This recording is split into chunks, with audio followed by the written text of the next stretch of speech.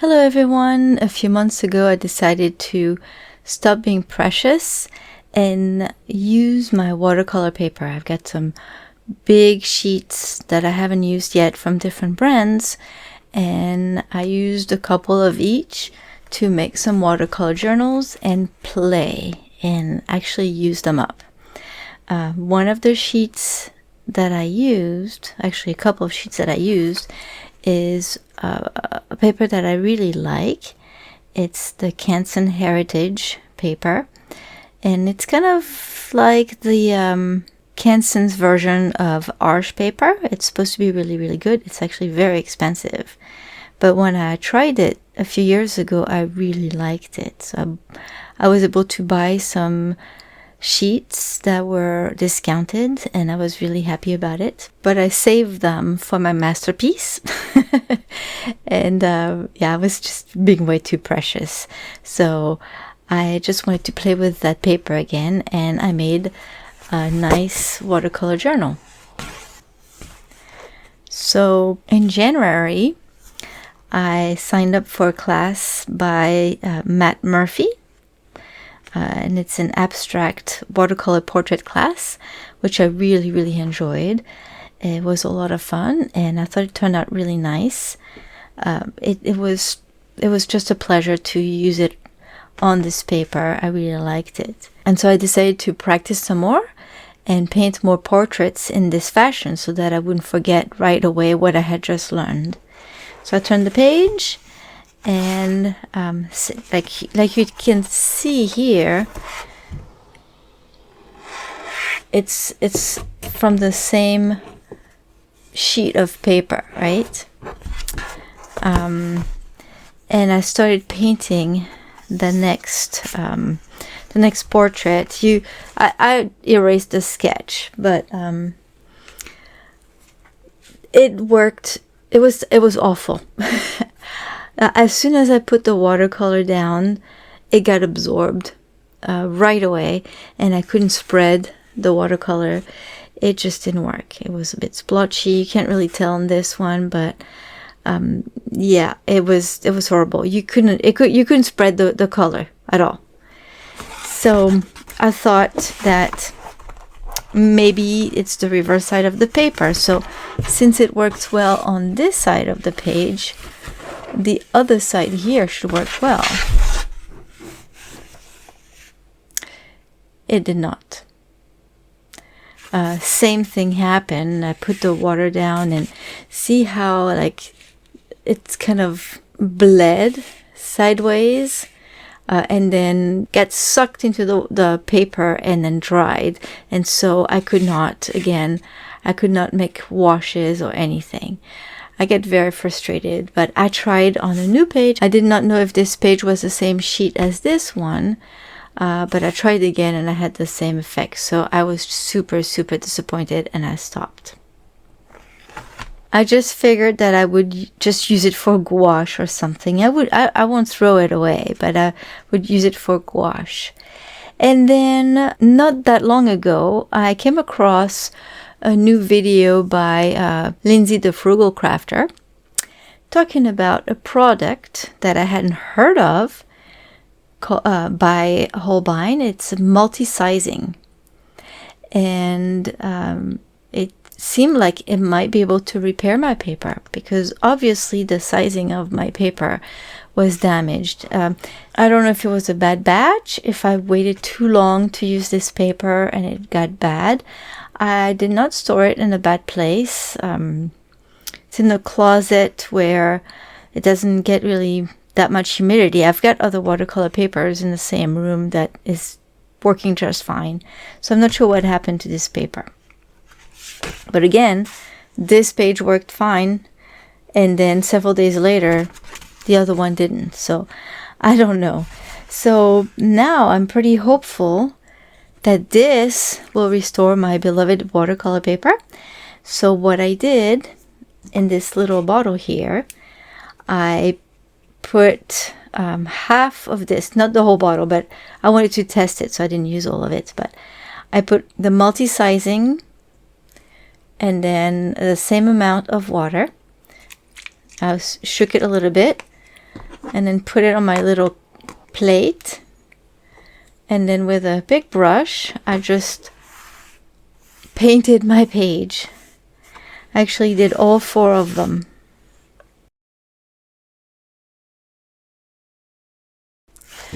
When I feel the texture of the paper without the multi-sizing on it, it's really nice and soft. I really like the feel of this paper. But it feels slightly grainier, I will say, maybe. It feels a little different. So I'm hopeful that it's actually going to work.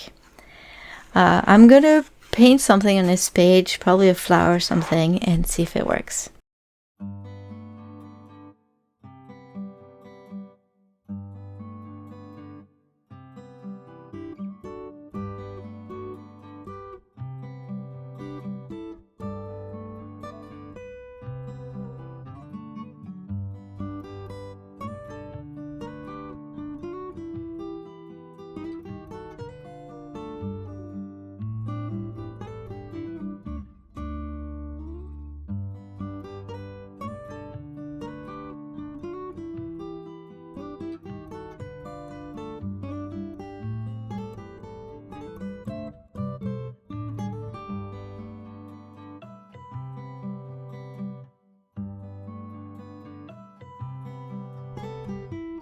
As soon as I put water on the paper to work wet on wet, and I saw that the water was not absorbed and dried out right away, to me it was a very good sign. And when I put the pigments and it spread in the water, I was overjoyed. I thought, yes, I fixed my paper. I can still paint with my watercolors on my precious paper. I was able to paint wet on wet, wet on dry. I was able to control the paint easily, and it was really a pleasure to paint on this paper again. I must say it was not quite the same as painting on a sheet of paper that still has good sizing, because each brand uses their own sizing, their own formulas, their own quantity, they have their own techniques. So that's why different papers work different ways. I added my own sizing to the paper, so of course it's not going to work the exact same way as the original paper, but it works very well, and I was very pleased that I was able to paint again and that I didn't have to scrap it or just use it for gouache. This to me is a great tool. And that said, it's not 100% perfect, and I might be able to fix it. I need to play with it. The first few layers were great. I didn't have any problems whatsoever. And if you like light watercolors, kind of a washed out effect, which is beautiful, this is great. I like to use a lot of layers. I like to use a lot of contrast. I like to play with the values and make my colors really pop. So you'll see once I've added my second layer to the background, I thought that my flower was too pale for my taste. And while it was just fine, I could have just left it the way it was. I decided to go over it again using the exact same technique that I had used with the first few layers, and use a little less water with my pigments so that the colors will be stronger. And I think by then I had pushed it a little bit too much. While I can use that technique with the paper when it's not compromised, and it works just fine. I can do a lot of scrubbing. There's never any peeling or any bleeding or nothing. It works great. With the multi-sizing, I know that I reached a point where it was too much. I asked too much of it. And I started seeing a little bit of bleeding. Not much, just a little bit. And a little bit of peeling as well. So now I'm wondering if maybe instead of using a 1-to-1 ratio of water and multi-sizing, I should use a little bit less water, or maybe use 100% multi-sizing to see if it works better with my technique, to see if we can take more beading. that would be a great test to do. Because I also saw on the other side of the page, the background area, in some spots, it had bled. It bled through the paper. I've never had watercolor bleed through paper unless I use printer paper, especially with 140-pound watercolor paper. It's so thick. You have to really, really abuse it for this to happen. But when there's no sizing, it does happen sometimes. So either I skipped an area or I did not mix my sizing with the water well enough. But yeah, I'm wondering if with a 100% of the solution, without any water, maybe that might work. Regardless, I'm super excited. I'm very happy with this product. Would I use that on cheap watercolor paper, like cellulose paper, that's not working well for me? No. No, I'm just saving it for my good watercolor paper. Because the cellulose paper, I usually save that for mediums like gouache, because I do not like to paint with watercolors on that. I just prefer to use 100% cotton watercolor paper.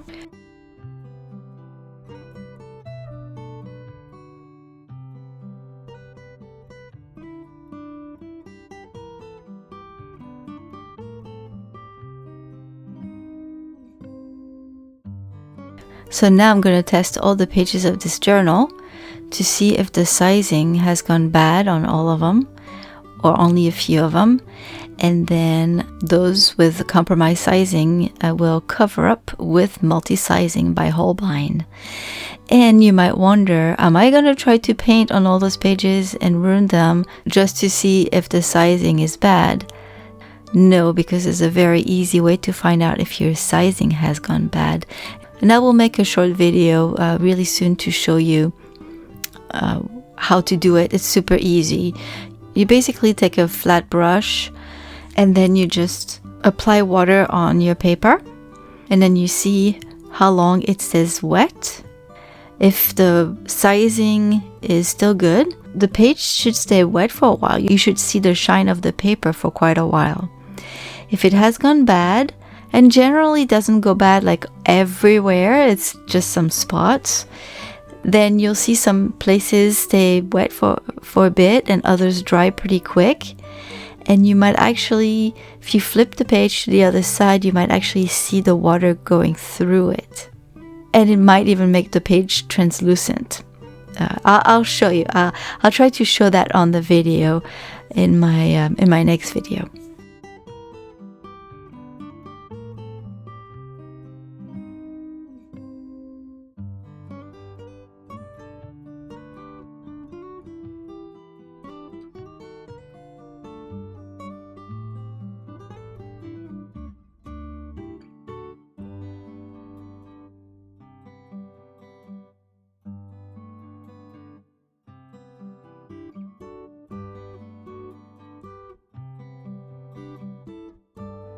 So that's it. I'm very excited. If you have really good paper that's gone bad and if you don't want to throw it away, this is a great way to fix it.